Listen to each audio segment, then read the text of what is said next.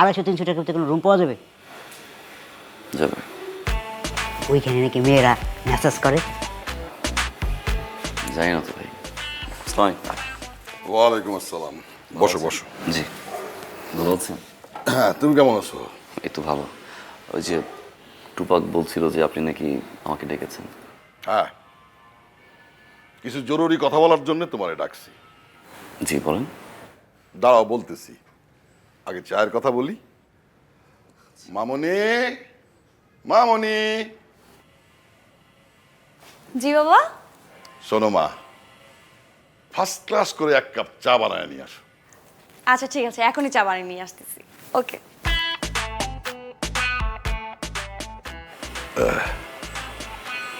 Uncle কি দরকার ছিল চায়ের? তোমার জন্য বলি নাই, আমার নিজের জন্য বলছি। এখন মনোযোগ সহকারে আমার কথাগুলি শোনো। তুমি যখন প্রথম বাসায় উঠছো, তোমার কিছু শর্ত দিয়েছিলাম, কিন্তু আরো কিছু শর্ত আমার মনের মধ্যে পয়দা হয়েছে। না স্বাভাবিক না, আপনি বাড়িওয়ালা পয়দা তো হবেই। সমস্যা বলেন। প্রথমত,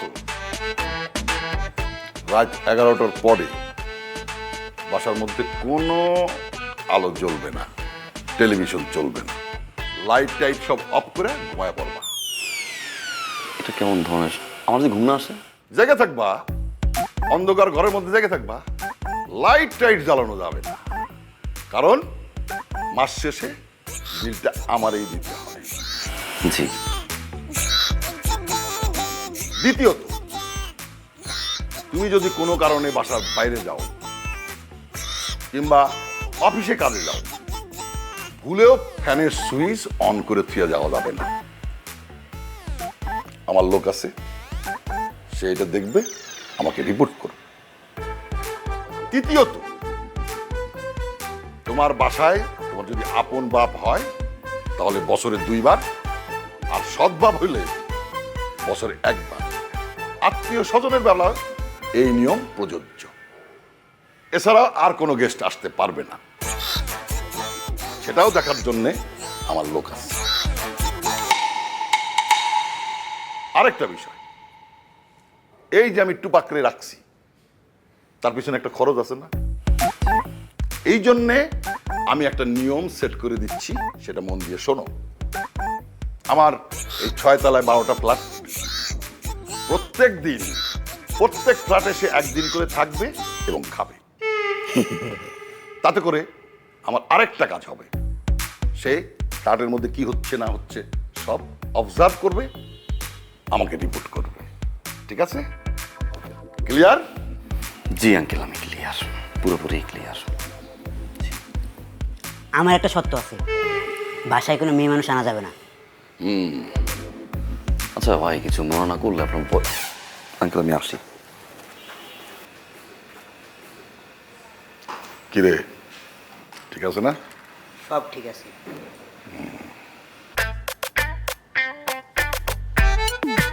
এই রাসেল, রাসেল, এই রাসেল, রাসেল। কি হয়েছে বলেন, দেখছেন কেন? গেট খোল। গেট খুলবো মানে? এখন কটা বাজছে? 11টা 2 বাজে। 11টা 2? তারপরও আপনি আমাকে বলছেন গেট খুলেন কেন? বাড়ি লিয়ার সময় বাড়িওয়ালা আপনাকে বলেনি যে 11টার পরে গেট খোলা যাবে না? ভাইরে, আমি তো ফাঁসি আসামি না যে ঠিক 11টার সময় রুমালটা পড়বে।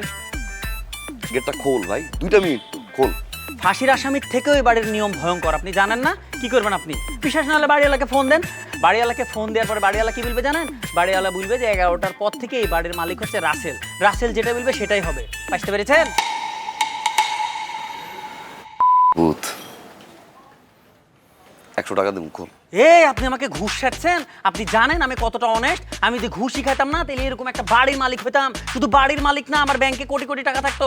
আর খবরদার আমাকে ঘুষ ছাড়বেন না। এরপর যদি ঘুষ ছাড়েন না, আমি ওই 999-এ কল করে পুলিশ দেখবো। তারপরে বলবো ইওর অনার, দেখেন সে আমাকে ঘুষ ছাড়তেছে। আশ্চর্য ব্যাপার। চল খাবার। গেট খুলবি? আমি কিন্তু পুলিশকে ডাকবো। খুলবি গেট? গেট খুলবি? না, গেট খুলবো না। খোল, গেট খোল। আরে স্যান্ডেল দিয়ে যা। এই রাসেল, রাসেল। স্যান্ডেল কি এক অত্যাচারে পড়ছে।